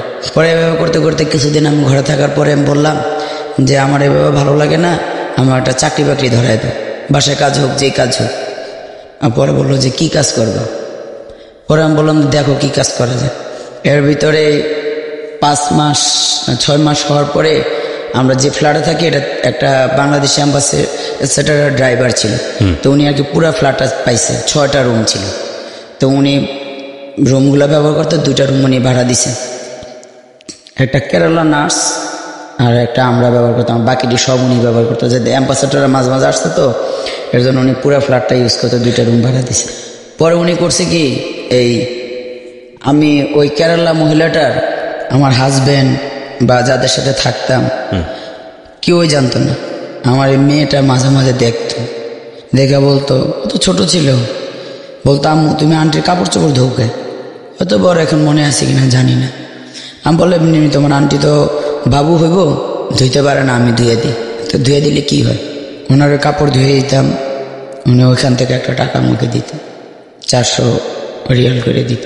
তো সেটা আমি আমার মেয়ের জন্য বই খাতা লাগতো, এটা লাগতো, সেটা লাগতো, কাপড় চোপড় লাগতো, ওইটা আমার মেয়ের জন্যই আমি ব্যয় করতাম।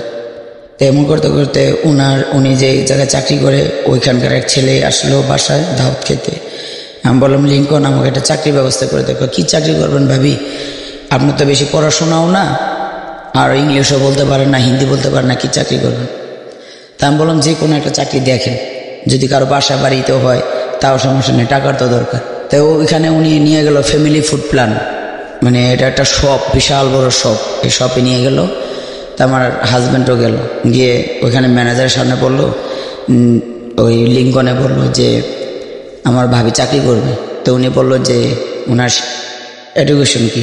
তো বললো যে আমার হাজব্যান্ড বললো ওনার কোনো এডুকেশন নাই, উনি মাত্র 8 পর্যন্ত পড়াশোনা করছে।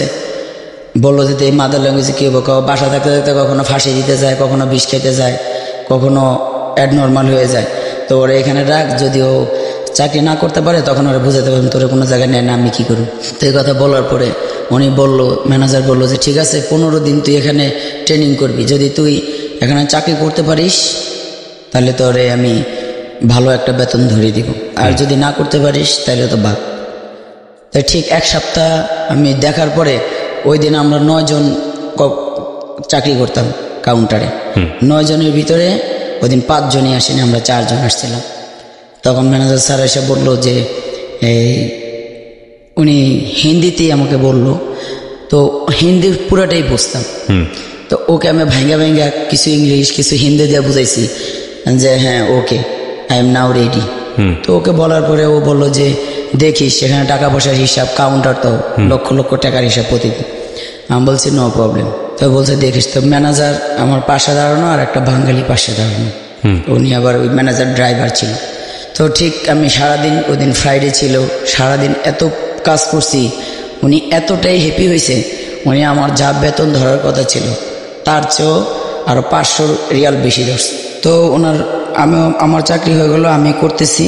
পরে এক সময় আমাদের 2007 সাল 8 সাল 9 সালে আমরা ওনার চাকরির মেয়াদ শেষ, আমরা বাংলাদেশে চলে আসি। আপনি তো থাকতে পারতেন ওখানে, কারণ না আমি তো আমার হাজবেন্ডের বিষয়ে গেছি, এর জন্য আসতে বাধ্যতামূলক আসতে হয়েছে, থাকতে পারিনি। তো চলে আসছি। আসার পরে এখানে এসে আমরা আরেকটা জায়গা কিনছি 7.5%। আচ্ছা। তো ভালোই চলতেছিল। ওনার একটাই স্বভাব, উনি মেয়ে দেখলে, ওই বয়সে গিয়েও এই স্বভাব, হ্যাঁ সে মেয়ে দেখলে লুটে পড়ে। এই নিয়ে ঘরে প্রতিদিনই অশান্তি, এই বিচার ও বিচার করে। যতই ওনাকে বুঝায়, ওই তালগাছ ভট ওনার কাছে রাত্রে বোঝায়, সকালে উনি সেই মেয়েদের পিছিয়ে দৌড়ায়। এমন করতে করতে উনি সেই জাহাঙ্গীরনগরের বাড়ি বিক্রি করলো। তারপরে 3 নম্বর ওয়ার্ডে মুক্তা কমিশনারের বাসার সামনে যে বাড়ি 5.5%, সেগুলো এই 2টা আমার নামে ছিল, এই 2টা আমাকে দিয়ে আগে বিক্রি করলো। আপনি রাজি হলেন? কারণ আমি রাজি হলাম। হাজব্যান্ড বিভিন্নভাবে বুঝায়। আসলে আমি এই যে এখন যে পরিস্থিতিতে আমি এতটা শক্ত, আমি আসলে এতটা শক্ত ছিলাম না। তো উনি করলো কি, 2016 সালে উনি একটা বাড়ি কিনবে, সিআরপির গেটে 4 তলা বাড়ি। এই বাড়িটা বিক্রি করে আমরা সেই বাড়িটা বায়না করছি।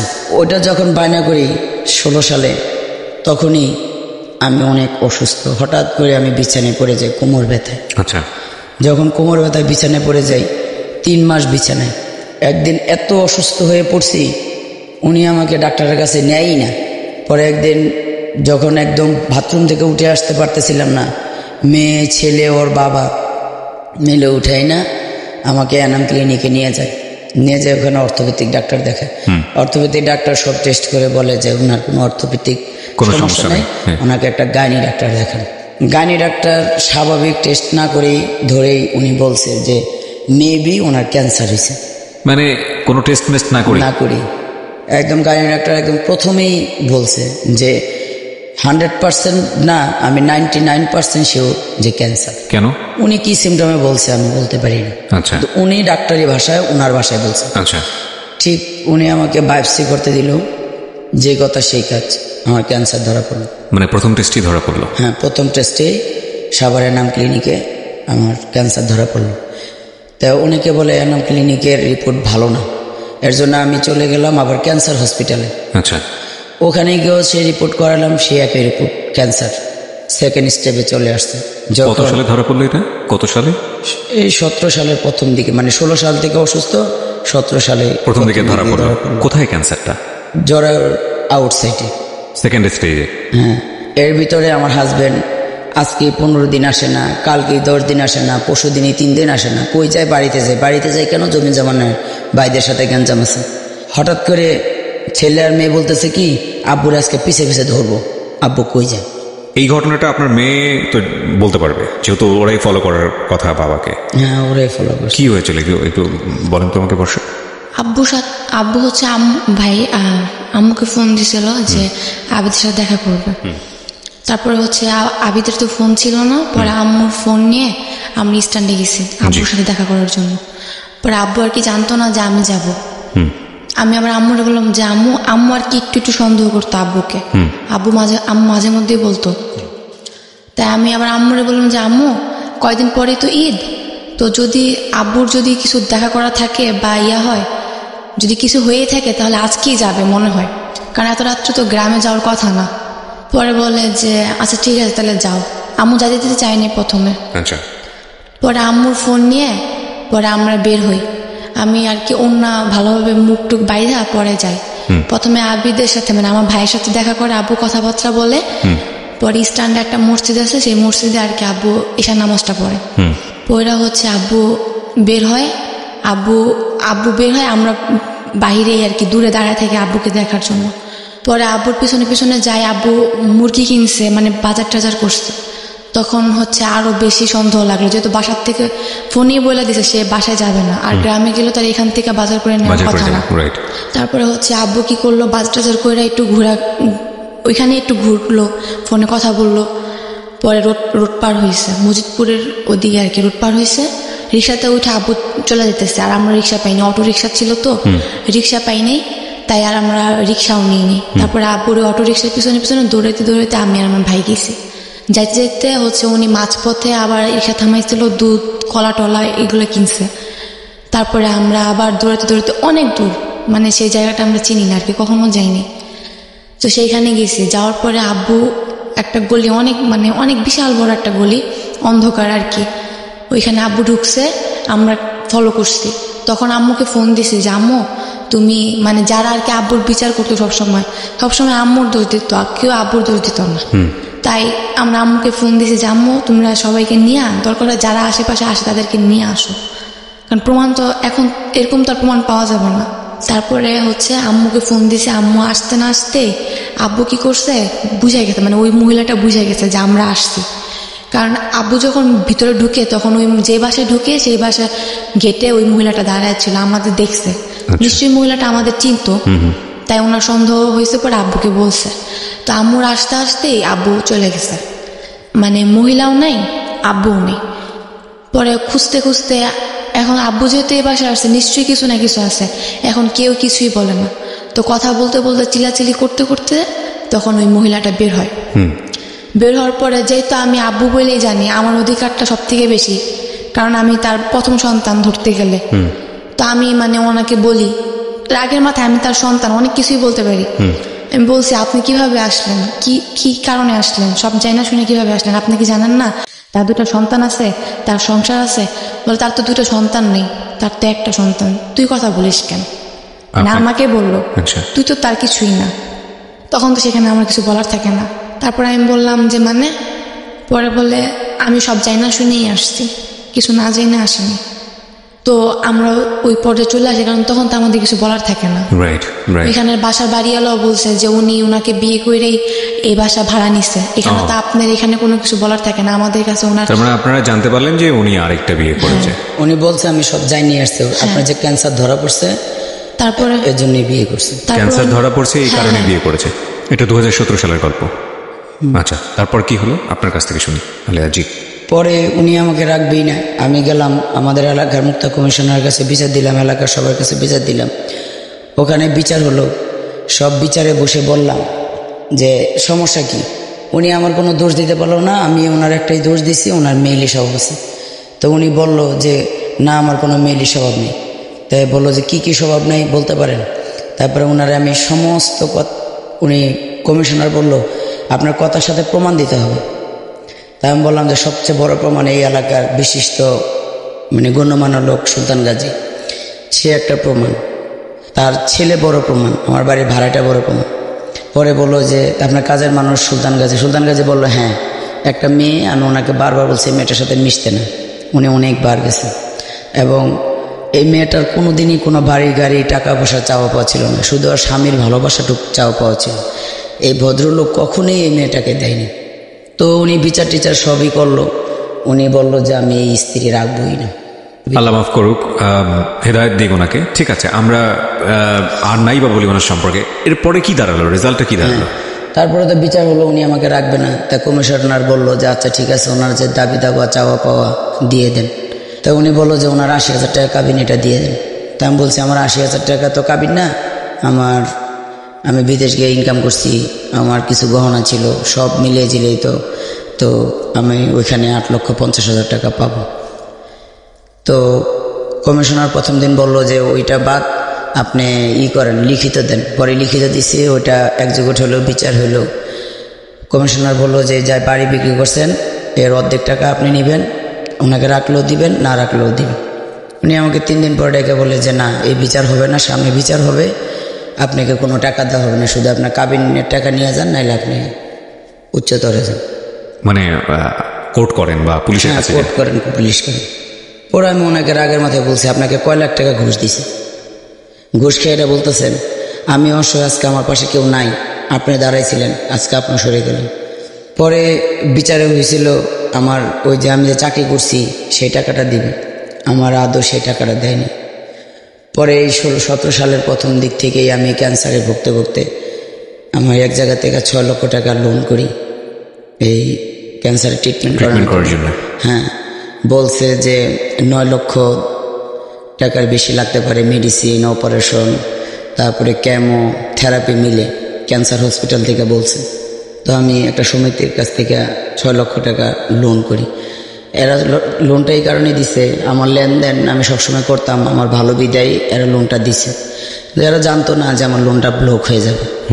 এখন আমার লোনটার এগেইনস্টে কেস হয়েছে, আমি লোনটা দিতে পারিনি, তাদের লাভও দিতে পারিনি, আসলে দিতে পারিনি। তাই এভাবে করতে করতে ওই টাকাটা আমার কাছেই ছিল। এইদিকে অনেক ডাক্তার দেখাইছি, ওষুধ খাইছি, এটা করছি, টাকা কিছু ভাঙ্গা হয়ে গেছিল, কিছু ছিল। আমি 18 সালের শেষে আমার এই ক্যান্সার নিয়ে আমি ভেলুরে যাই, কিন্তু ভেলুরে যাব কার সাথে যাইতে পারি না। আমার হাজব্যান্ডকে আমার সাথে তার ছাড়াছাড়ি হয়নি, কিন্তু সে আলাদা থাকে, সেই সিআরপির 4তলা বাড়িতে এখন সে বসবাস করে, সেই মহিলাকে নিয়ে। মানে যেই বায়না করেছিলেন যে বাড়িটা? যে বাড়িটা। মুক্তা কমিশনার এলাকার মানুষ বিচার করে বলে আহসান সাহেব, আপনার সাথে তার ছাড়াছাড়ি হয় নাই, তার সাথে আপনি 17-18 বছর সংসার করছেন, আপনি তাকে নিয়ে যান, ট্রিটমেন্টের টাকা তো সেই দিবে, আপনি দিবেন না, শুধু করেন। পরে সে রাজি হয় না, অনেক কষ্ট করে তাকে রাজি করানোর পর তার ভিসা লাগাই আমি তাকে, সে প্লেন দিয়ে আমি নিয়ে যাই। সমস্ত টাকা আমার টাকা খরচে, আমি টাকা আমার কিছু বন্ধু বান্ধব দিছে, কিছু ভাই বোন দিছে, কিছু লোনের টাকা ছিল। ভেলুর যখন যাই, আমার ট্রিটমেন্ট যখন শুরু হয়, যখন আমার শরীরে একটা কেমো আর 4টা রেডিয়েশন দেয়, ঠিক সেদিন সে আমাকে বলল যে আমার বাথরুম ধরছে। আমি বললাম আমাকে তো এখন রেডিয়েশন দিবে, আমি একটু বাথরুম থেকে আসি, তারপর তুমি যাই। এ কথা বলে আমি বাথরুমতে আসলাম। পরে সে ব্যাগটা আমাকে দিয়ে দিল। দিয়ে দেওয়ার পরে সে আমাকে সেই রেডিয়েশন রুমে রাইখা সে পালাইয়া ঢাকা চলে আসে বাংলাদেশে। আমি সেই দেশে একা ট্রিটমেন্ট করি। ডাক্তাররা বলে যে ক্যান্সারের রোগীদের আমরা একা ট্রিটমেন্ট দিব না। আমি সেই ডাক্তার পায়ে ধরে কি কান্না। ডাক্তার বলে যে না, কোনো ট্রিটমেন্ট দিব না, ক্যান্সারের রোগীরা কেমন দিলে যে কোনো সময় মারা যায়, দিবেই না। আমি অনেক কান্নাকাটি করলাম সেই 2টা থেকে 5টা পর্যন্ত। ডাক্তারের পাও আমি আর ছাড়লাম না যে আমাকে ট্রিটমেন্ট না দিলে আমার 2টা বাচ্চা আছে, আমার বাচ্চা 2টার কেউ নেই। ওরা তো বাংলা বুঝে না, ওদের হিন্দি ইংলিশে। অনেক 5টা-6টা বাজে, তখন উনি বিভিন্ন ডাক্তারদের নিয়ে বোর্ড মিটিং বসে বলে যে ঠিক আছে এখন কি করা যাবো। তো সেই 2টা থেকে কান্না শুরু করছে, কান্না থামাইতেছে। পরে বললো যে ঠিক আছে, রেডিয়েশন তো তুমি একা একা এসে দিতে পারবা, কেমন দিন তুমি কাউকে রাইখো সিগনেচার দেওয়ার জন্য। আমি বলছি আচ্ছা। তো আমি এতটাই ওখানে টাকার জন্য অনেক সময় খাইতেও পারিনি, মানুষের কাছ থেকে ওখানে আমি বাচ্চা চিকিৎসা করতে পারি নাই। আমি ওর কাছে এতগুলো টাকা পাই, ও আমাকে একটা টাকাও দেয় নাই। আমার যে মেন ডাক্তার জবা শেঠ, সেও আমাকে মাঝে মাঝে খাবার জন্য টাকা দিত। শেষ পর্যন্ত কি মানে পারলেন ট্রিটমেন্টটা সাকসেসফুল করতে? ট্রিটমেন্ট এখনো, ক্যান্সার ট্রিটমেন্ট তো একবারই শেষ হয় না। আমার এই পর্যন্ত প্রায় 12 লক্ষ টাকা গেছে, এই ধার দেনা, লোন, সুদে, এভাবে চলতেছে। ওইখানকার ট্রিটমেন্ট কমপ্লিট হয়েছিল নাকি কমপ্লিট ছাড়াই ফিরে আসছে? না, এখনো ট্রিটমেন্ট চলছে। ও, এখনো যেতে হবে? আমি 3 মাস থেকে চলে আসার পরে আমি আবারও গত মাসে আমি গেছি, যার 27 দিন থেকে আবারও সামনের মাসের 5 তারিখে আমার যাওয়ার ডেট। কি পরিমাণ টাকা লাগতে পারে এই ট্রিটমেন্ট কমপ্লিট করতে? আসলে ক্যান্সারের ট্রিটমেন্ট তো এটা কোনো বলে কেউ হয় না। আমার প্রত্যেক 3 মাস পরই এখন ট্রিটমেন্টের জন্য যাইতে হবে। আর যদি বেশি সিরিয়াস হয়ে যায়, এখন আমার এই হাতটা বন্ধ হয়ে যাচ্ছে, হাতটা সারাক্ষণ প্যারালাইসিসের মতন, এই হাতটা দিয়ে এমন ভালো কিছু করতে পারি না, কিছু ধরে খেতে পারি না, পড়ে যায় হাত থেকে। অনেক টাকারই প্রয়োজন, আর পিছনের লোনগুলো তো আছে, আর ঘর ভাড়া পাচ্ছে ডিসেম্বর থেকে জুন পর্যন্ত। আমি কালকে সারাদিন আমার এই 2 ছেলে মেয়েকে নিয়ে সারাদিন, সকালে পানি ভাত দিয়ে মরিচ দিয়ে খাইছি, বিকালেও সে মরিচ দিয়ে পেঁয়াজ দিয়ে ভর্তা করছি, সন্ধ্যার সময় 1 কাঠি লাউ শাক আনছি 10 টাকা দিয়ে, সেটা আজকে শুধু নিরামিষ পাকায় খেয়ে এখানে আসলাম। আমার একটাই কষ্ট যে উনি এই কোরআন শরীফ শপথ করো আমাকে ফেলে চলে গেছে। আমার কি ছিল না, রোগ তো আমাকে আল্লাহ দিছে, আমি তো রোগটা বানাইনি। প্রিয় শ্রোতা, এটা একটা জীবন গল্প, খুব ছোট করে তোলা একটা জীবন গল্প। একটু যদি ফ্ল্যাশব্যাকে যান তাহলে দেখবেন যে এই আলেয়া যে বাসের সিটের নিচে করে পালিয়ে ঢাকা শহরে এসেছিল শুধু ছোটবেলায় বিয়ে করবে না বলে। তারপর সে একসময় সেই পরিবারেরই হাল ধরেছে। শুধু সেই পরিবার না, তার খালার পরিবার, খালাতো ভাই বোনদেরকে মানুষ করার পেছনেও তার একটা ভূমিকা আছে। এই মানুষটাই জীবনের এক নির্মম পরিণতির মুখোমুখি হয়ে সে তার প্রথম যে হাজব্যান্ড, আল্লাহ তাকে ভালো করুক, জানে না এই দোয়াটা করা ঠিক হবে না করে কিনা, তারপরেও সে তো মৃত মানুষ, তার জন্য আমরা দোয়া করতেই পারি। তার পাল্লায় পরে জীবনটা একসময় শেষ হয়ে যায়। যে ভিডিওতে যে মেয়েটিকে আপনারা দেখতে পেয়েছেন বর্ষা, শুধু এই মেয়েটিকে সুন্দরভাবে লালন পালন করার জন্যে সে একসময় এমন একটা মানুষের হাত ধরেছিল, তাকে কন্ডিশনই দিয়েছিল যে আমার কিছু লাগবে না, শুধু আমার মেয়েটাকে তুমি মানুষ করো। সেটাও সে হয়নি। এবং নিয়তির এমন কি নির্মম পরিহাস। একটা কথা আছে, সৃষ্টিকর্তা কখনো আমাদের অমঙ্গল চান না, নিশ্চয়ই চান না, আমি এটা অনেক বেশি বিলিভ করি। এবং সেই পরিণতি এমন একটা জায়গায় এসে দাঁড় করিয়েছে তাকে যে সে এখন ক্যান্সারের একটা পেশেন্ট, এবং তার যে বর্তমান অবস্থা, সম্পদ তার হাতে এসছে কিন্তু সম্পদ তার হাত থেকে অনেকবার চলে গেছে, এবং এমন একটা ভয়ঙ্কর অবস্থার মধ্যে সে আছে যেটা আসলে বলে কয়ে বোঝানোর মতো না। বাট ওই যে বললাম যে নিশ্চয়ই আল্লাহ ভালো কিছু চান, যে কারণে হয়তো সে জীবন গল্পে এসছে। আমি সবসময় একটা কথা বলি, জীবন গল্পের যে কমিউনিটি, যে বৃহৎ কমিউনিটি, এত পাওয়ারফুল কমিউনিটি, আলহামদুলিল্লাহ, উদ্দিন অফ অলমাইটি আল্লাহ। এবং দেশের বাইরে আপনারা নিশ্চয়ই জানেন আহনাফের জন্য আমরা একটা খুব ভালো কালেকশন করেছি, সেটার আপডেট আমি ইউটিউবে দিয়ে দিয়েছি। এবং আজকে এই ভদ্রমহিলার জন্য 41 বছর বয়সী যে মহিলাটি এখানে এসছেন আলেয়া, তার জন্য আপনাদের কাছে হাত পাততে চাই। যার যতটুকু সামর্থ্য আছে, আমরা জানি না যে যতটুকু আপনারা হেল্প করবেন তার মাধ্যমে তাকে আল্লাহ পরিপূর্ণ সুস্থ করে তুলবেন কিনা, কিন্তু আমরা চেষ্টা করতে চাই আমাদের জায়গাটা থেকে। Thank you so much. আজকের মধ্যে এখানে শেষ করছি।